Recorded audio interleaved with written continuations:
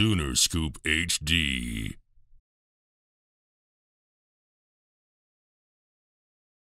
Time to ourselves to let it sink in, but I think just based off today's Monday, I think we're going to respond well. I think that's the biggest important thing is, you know, in life, Murphy's Law happened. Murphy's going to show up at some point, but it's really just how you deal with that. And I think, you know, I'm interested to see how we're going to respond. I'm a part of that too, as a leader of the team. So I can't wait to see what we do and what we'll put on the field on Saturday. What were some of the things that you saw today, specifically, that you liked as far as the way this defense especially responded? It was a focused intensity. You know, it was a lot more technical, a lot more detail-oriented than we have been on previous Mondays, and I think that's really important because obviously little things turn into big things, and if you watch the game, the little things are what beat us. You know, we not fitting stuff right, not tackling well, and that just starts with your alignment, your assignment, your keys. So today it was a lot more focused, we were a lot more poised, and we were able to have put together a good Monday. Could you see the cracks coming? Yes and no. Yes, because you get to the point to where you know, you start to feed into the rat poison of the media, and you know, everyone's telling you how good you are. You start to kind of believe that, and I kind of saw it coming. I saw there was a sense of it, and I put that on me because I should have spoken up and said something before it got to this point. But at the same time, you know, you never really know how bad it is until it happens, right? So again, hindsight's 20/20. This is something that we all learned from as a team, and it's something that's brought us closer as a team already, just in 48 hours. I feel like it's an easier thing to speak up about now that it has happened to you guys? Absolutely, because again, just experience is your biggest teacher, okay? So we've done this. This has happened to us before. Now that it's happened to us again, well, it's happened to us before, but we have an entirely different locker room. We have entirely different guys in our locker room. So you can say it all you want to, but until you actually experience that, you know, it's more or less going to be lip service. It's going to go in one ear out the other.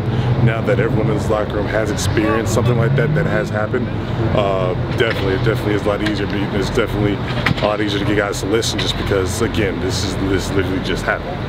Reggie, you talked about having a different locker room, obviously, that's leadership, coaches here.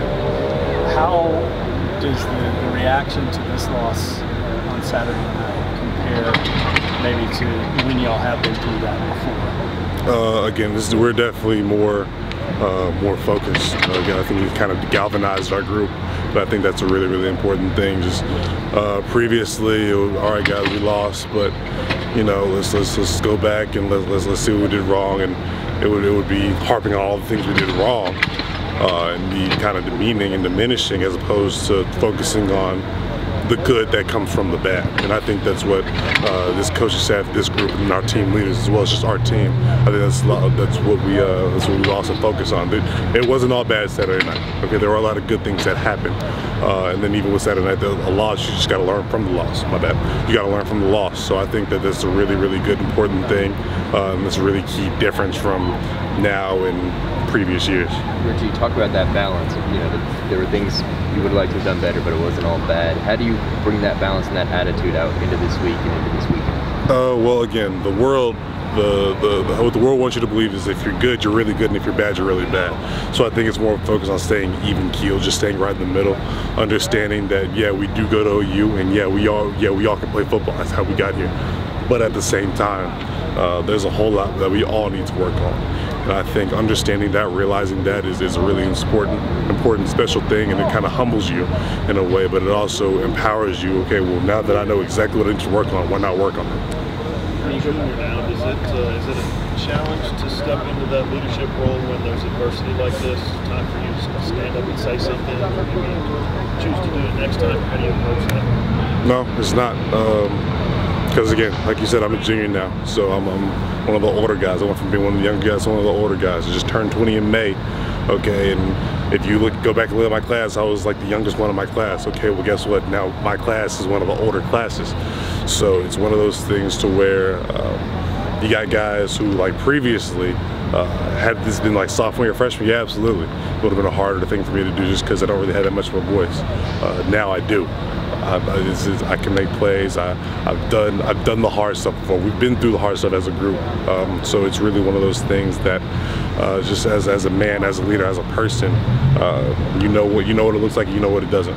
And when it doesn't look like the way it's supposed to, then it's not just on me. It's on all the leaders of our defense, our offense, to come up and say something and just hold each other accountable. What are some of those things that you mentioned? What kind of techniques or things do you say? Again, man, stance, lineman assignment key, run, get off, pass, get off. Again, your hands, stuff like that. So it's really just more of a technique kind of thing, because the effort's going to be there. Okay, effort. If we have to get on somebody about their effort, then they shouldn't be here, because the effort's going to be there. But focusing that effort in the right direction, the right choice, the right decisions when it comes to people making them, I think it's really, really important thing. So you just kind of have to understand, and obviously everyone's different. You got to know how to talk to people. Okay, I can't get on Isaiah Coe like I would get on Ethan Downs, because they're two different people, right? So it's one of those things to whereas you got to know what someone has to work on, and you have to encourage them in a way that's not demeaning, not derogatory, but in a way that inspires them to do better, not just for themselves, but for their team, their brothers. Was it just a strange feeling for you and Ethan, the way they kind of took you guys out of the game plan Saturday night? Yeah. Again, it's you go from a guy not getting a whole lot of reps to a guy that's being a starter. Obviously, you're going to have guys game plan for you, and I don't think that me and Ethan responded well to that Saturday night. But obviously, again, you learn from it. So as far as that's concerned, man, we now know what we need to do in order to get better. Again, we're far from world beaters yet, and that's okay, because at the end of the day, at the grand scheme of things, we're going into Game 5. Okay, you're not supposed to be perfect going into Game 5. So I think that it's one of those things to where it happened. We know what happened. You just gotta kind of learn from it. Who are you having those conversations with about, maybe you and Ethan specifically, the game plan for you after a few big weeks, and maybe the response wasn't what you wanted? I'm sure it's Coach Chavis and who else. What are those conversations like? Yeah, again, man, you make plays, you put these plays on film, and they're great, but guess what? These guys now see what you do well, what you don't do well.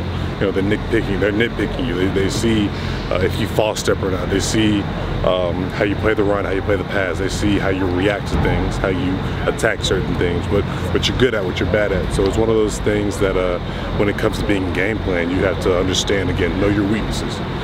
Know your weaknesses as well as your strengths. Just don't get caught up in, oh, I'm so bad at this, that, and the third. Understand and do what they fear, or do what you're good at.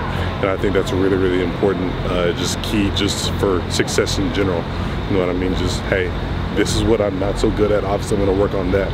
But this is what I am good at. So enhance your weaknesses and strengthen your strengths. I think is the biggest thing. Is what we've learned from that. Sooner Scoop HD.